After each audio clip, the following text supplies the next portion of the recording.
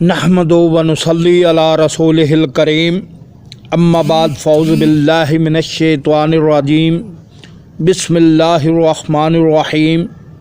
इस्लामी भाइयों, अस्सलामु अलैकुम व रहमतुल्लाहि व बरकातहू।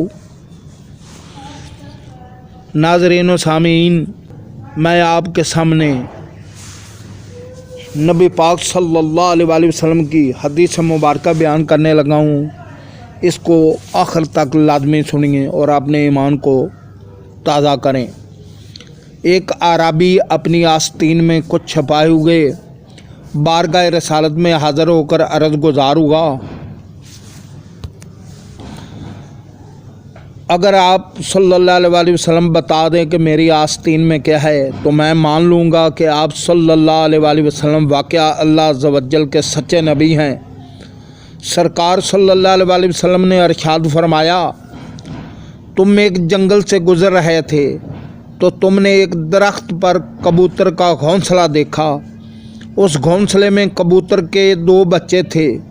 तुमने उन दोनों को पकड़ लिया। उन बच्चों की माँ ने जब ये देखा तो वो अपने बच्चों पर गिरी। तुमने उसे भी पकड़ लिया।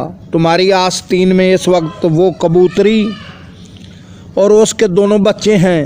अरबी ये सुनकर, ये गैब की खबर सुनकर हैरान रह गया और फ़ौरन पुकार उठा, अशहदु अल्ला इलाहा इल्लल्लाह व अशहदु अन्नका या रसूल अल्लाह सल्लल्लाहु अलैहि वसल्लम। सरे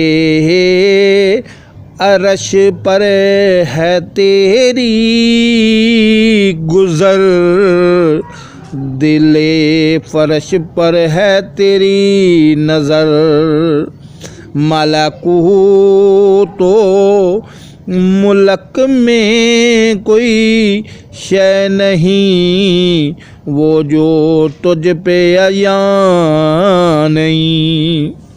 मीठे मीठे इस्लामी भाइयों, देखा आपने एक अरबी यानी देहाती भी ये बात जानता था कि जो नबी हो वो गैब जान लेता है।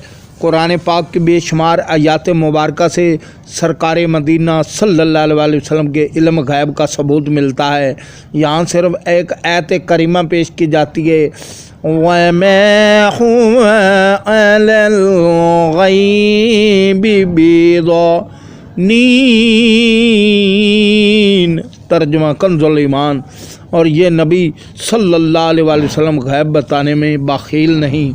मालूम हुआ कि अल्लाह अज़्ज़ व जल की अता से सरकार सल्लल्लाहु अलैहि वसल्लम को इल्म गैब है और सरकार सल्लल्लाहु अलैहि वसल्लम लोगों को गैब की खबरें बताते भी हैं। चनाचे हज़रत सैयदतुना अनीसा रज़ियल्लाहु अन्हा फरमाती हैं, मुझे मेरे वालिद मोहतरम ने बताया, मैं बीमार हुआ तो सरकार सल्लल्लाहु अलैहि वसल्लम मेरी इयादत के लिए तशरीफ़ लाए। देखकर फरमाया, कुछ नहीं होता, लेकिन ये तो बताओ तुम्हारी उम्र तावील होगी, मेरे वसाल के बाद तुम नबीना हो जाओगे तो क्या करोगे? ये सुनकर मैंने अर्ज़ किया, या रसूलल्लाह सल्लल्लाहु अलैहि वसल्लम मैं सब्र करूँगा। फरमाया, अगर तुम ऐसा करोगे तो बग़ैर हिसाब किताब के जन्नत में दाखिल हो जाओगे। मीठे मीठे इस्लामी भाइयों, देखा आपने अल्लाह अज़्ज़ व जल के महबूब दनाए गयूब सल्लल्लाहु अलैहि वसल्लम अल्लाह अज़्ज़ व जल की अता से अपने ग़ुलामों की उम्रों से भी बाखबर हैं और उनके साथ जो कुछ पेश होने वाला है उसे भी जानते हैं। इस रवायत से ये भी मालूम हुआ कि जब कोई मुसीबत आए या मुसलमान माज़ूर हो जाए तो उसे सब्र करना चाहिए। एक हदीस में यह मज़मून है कि साबिरीन बेहिसाब किताब दाखिल जन्नत होंगे। मक्का मुकरमा में एक ताजर आया, उससे अबू जहल ने माल ख़रीद लिया मगर रकम देने में पसो पेश की। वो शख्स परेशान होकर अहले कुरैश के पास आकर बोला, आप में से कोई ऐसा है जो मुझे गरीबुल वतन पर रहम खाए और अबू जहल से मेरा हक़ दिलाए। लोगों ने मस्जिद के कोने में बैठे हुए एक साहब की तरफ इशारा करके कहा, उनसे बात करो, उनसे बात करो, ये ज़रूर तुम्हारी मदद करेंगे।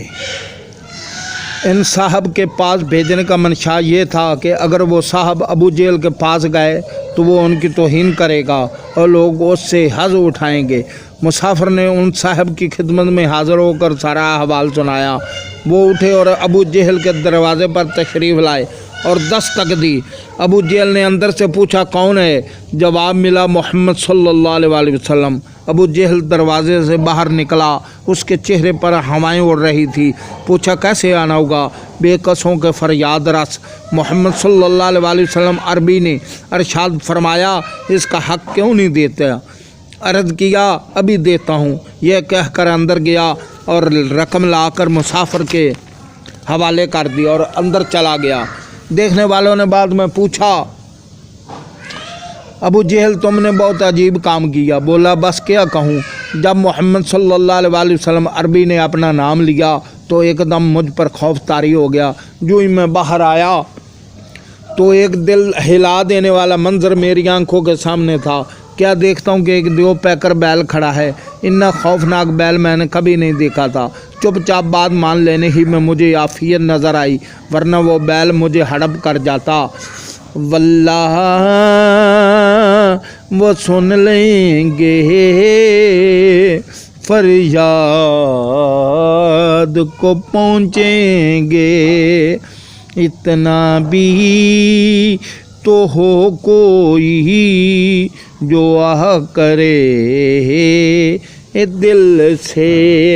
ہمارے میٹھے میٹھے آقا صلی اللہ علیہ وسلم چونکہ لوگوں کو نیکی کی دعوت دیا کرتے تھے،